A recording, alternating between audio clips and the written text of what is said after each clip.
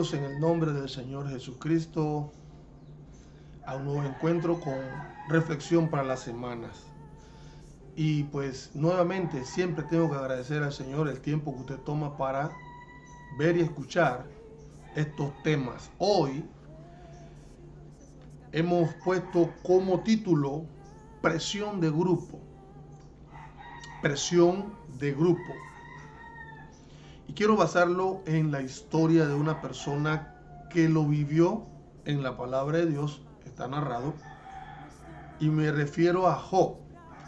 En la historia de Job, la Biblia enseña que tres amigos, en medio de su desesperación, sufrimiento, agonía, mal momento, ellos llegaron supuestamente para animarlo, pero hicieron otra cosa. La Biblia dice en Job capítulo 42, al final de este libro, Job capítulo 42, dice la Biblia en el verso 10, y quitó Jehová la aflicción de Job cuando hubo orado por sus amigos, y aumentó el doble todas las cosas que había sido de Job.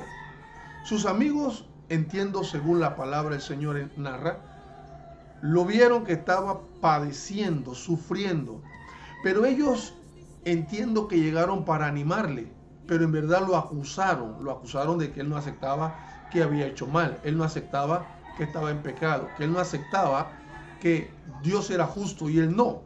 Entonces, ellos trataron como de presionarlo, hicieron presión de grupo. Aún la Biblia menciona, sus amigos al inicio eran tres, Elifaz, Bildad, Zofar. Al final aparece un cuarto, Eliú. Eliú igual hizo como los otros, lo atacó. Todos ejercieron presión de grupo contra Job, pero Dios siempre estaba con él. Cuán importante es entender que la presión de grupo lo que intenta es cambiar nuestra forma de actuar, nuestra forma de parecer a la opinión de ellos. ¿Qué significa la palabra presión de grupo? Es el control que ejerce sobre nosotros la mayoría, capaz de modificar nuestro pensamiento, sentimiento y conducta. Esto ocurre en todas las personas según sus edades. Hay veces pensamos que solo los jóvenes. No, esto ocurre en personas mayores, adultos, ocurre en jóvenes, ocurre en niños.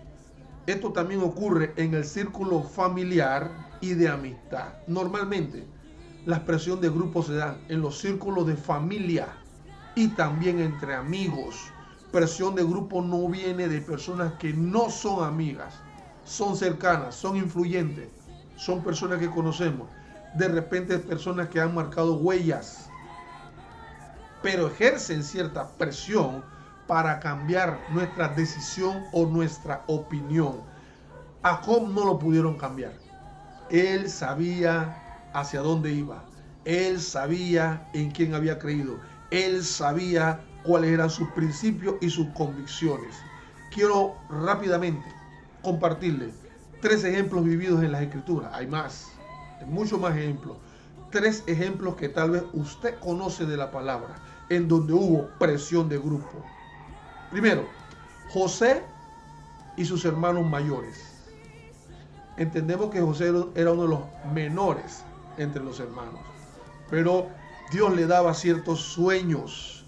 Sus hermanos estaban incómodos, molestos, porque lo llamaban el soñador, y no estaban de acuerdo que su hermano menor le dijera cosas que iban a ocurrir o le dijera cosas que tenían que hacer. Dice la Biblia, Génesis capítulo 37, versos 18 hasta el 21.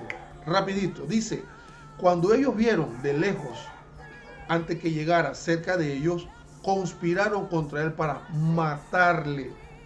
Y dijeron el uno al otro, he aquí viene el soñador. Ahora pues, venid, matémosles y echémosle en la cisterna. Y diremos, alguna mala bestia lo devoró, y veremos qué será de sus sueños. Cuando Rubén oyó esto, lo libró de sus manos y dijo, no lo matemos. Siempre en la presión del grupo donde está el grupo, hay alguien que de repente está de acuerdo, pero no del todo en lo que se piensa hacer o en lo que se está opinando. Entonces querían matar a José, pero Rubén no estaba de acuerdo con matarlo. Tal vez no estaba muy contento con su sueño. Tal vez no estaba satisfecho con lo que él decía, pero no quería matarlo. Presión de grupo. Quisieron matarlo, matándolo, echándolo en la cisterna. Sí lo echaron en la cisterna, pero lo libró José. Claro, al final, ahí más adelante, la palabra del Señor enseña que parece que José no estaba cuando lo vendieron como esclavo a los ismaelitas. Y José llega y no está en la cisterna. ¿Qué pasó con José? No está, pero ya lo habían vendido. No lo mataron, pero la intención era no escucharlo, sacarlo de su camino. La intención era cambiarlo de el entorno que tenía. Salieron, pero él no iba a volver a casa. Entonces ahí está la intención de la presión de grupo. Cambiar lo que uno hace por lo que ellos opinan. Otro ejemplo, dice la Biblia, Josué y Caleb con los otros 10 espías. Creo que usted conoce la historia. Número capítulo 13. Dios le pide algunas cosas. Todos ellos eran príncipes, personas influyentes, personas conocidas en su círculo de sus tribus. Dice la Biblia en Número capítulo 14. Solo voy a leer verso 4, 6 hasta el 8. Dice 4.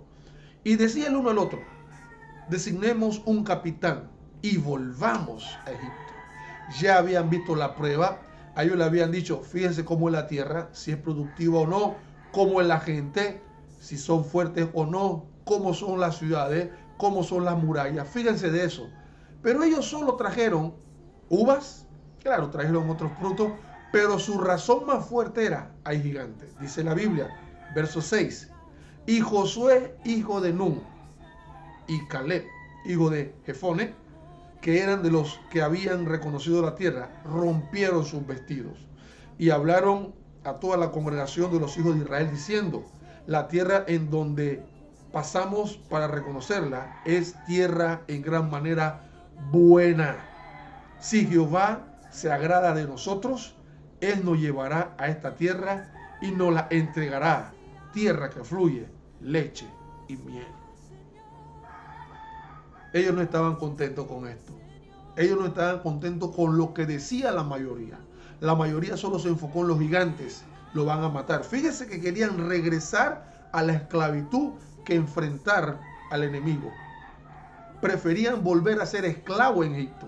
Quitemos a Moisés y a Aarón y pongamos, designemos capitanes y volvamos a la esclavitud. Volvamos al maltrato. Volvamos presión de grupo. Siempre te quiere esclavizar. Bendito el Señor. Pero qué bueno que ahí estaba la minoría. No siempre la mayoría tiene la razón. Hay gente que dice que la mayoría tiene la razón. Cuidado, la mayoría se equivoca. Siempre lo importante es consultar a Dios. Aquí Josué y Caleb estaban en lo correcto y sabían que si Dios lo había designado, lo podían lograr, lo iban a lograr, lo iban a alcanzar, porque no estaban solos. Ellos estaban convencidos que Dios lo estaba acompañando. La mayoría, 10 príncipes, decían, no podemos, nos van a matar. Y el pueblo dijo, regresemos a la esclavitud. Josué y Caleb en un gesto de no estamos de acuerdo, rompieron sus vestidos y dijeron, vamos a seguir, vamos a continuar, vamos hacia adelante. Sí se puede, está opuesto, hay mayoría de oposición, pero Dios está con nosotros. Tercer ejemplo, Nuevo Testamento. Recuerde, presión de grupo. Dice la palabra del Señor. Este es el ejemplo de Pedro. El Señor había llamado a los discípulos, a los que eran pescadores, y a todos a ser pescadores de hombres. Los 12, incluyendo a Judas, que fueran pescadores de hombres. Aún Mateo, que fuera pescador de hombres. Dice la palabra del Señor, que después que Él murió y resucitó, estaban desorientados, estaban desubicados. Fueron presa fácil de la presión de grupo. Dice la palabra del Señor en Juan capítulo 21, verso 2, verso 3. Estaban juntos, dice, juntos, no sé si en armonía, pero estaban juntos Simón Pedro, Tomás llamado Dídimo, Natanael el hijo el de Galilea, de Canaán de Galilea, los hijos de Zebedeo y otros dos de sus discípulos. Y Simón Pedro dijo, voy a pescar. Ellos dijeron, vamos nosotros también contigo. Punto y seguido. Y esto es la gramática, es interesante. Punto y seguido. Fueron, coma, y entraron en una barca. Punto y coma. Y aquella noche no pescaron nada. Interesante. El Señor lo había llamado para ser pescadores de hombres y lo había entrenado por aproximadamente 3 años y medio. Y ya el mandato estaba ahí, que tenían que ser pescadores de hombres. Tenían la herramienta, tenían los ejemplos, aún tenían testimonio de cómo hacerlo. Pero ahora, cuando Jesús muere y resucita, ellos quieren volver al pasado. Y la presión de grupo, ¿quién inventó ir a pescar? Pedro, un pescador de experiencia, un hombre que conocía el lago de Galilea como la palma de su mano, de día y de noche. Pero él era uno de los líderes principales. Habían 3 líderes principales. Todos eran discípulos, 3 líderes principales. Él tenía una autoridad, a él se le había dado una llave, él tenía una carga, él sabía que habían cosas por hacer, funciones. Y él dice, voy a pescar. Esto influyó en el grupo. Vamos nosotros contigo. Y dice que no pescaron nada. Ellos sabían dónde estaban los bancos de peces, pero nada.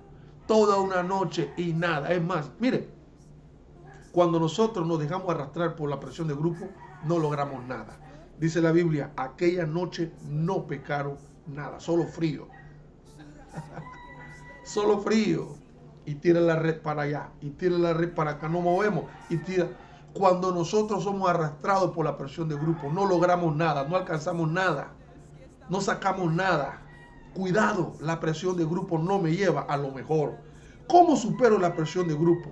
6 pasos importantes. 1, en su momento, decide con serenidad. 2, anticípate a lo que dirán. 3, aprende cuando debe de cambiar el tema en medio de ellos. 4, no te posesiones a la defensiva. 5, crea una buena excusa para marcharte en algún momento sobre lo que se dice. Y 6, toma tu propia decisión, que no sea por una presión de grupo. Reflexión para la semana. Debemos evaluar muy bien si los consejos recibidos por familiares o amigos son los necesarios y correctos. Recuerda, la presión de grupo, su intención es cambiar tu opinión y tu decisión. Reflexión para la semana. Presión de grupo. Recuerda nuestra cuenta YouTube, Templo Fuente de Salvación Oficial. Facebook e Instagram, Fuente de Salvación Oficial. Bendiciones en el nombre que es sobre todo nombre. En el nombre del Señor Jesucristo. Saludos. Me has tomado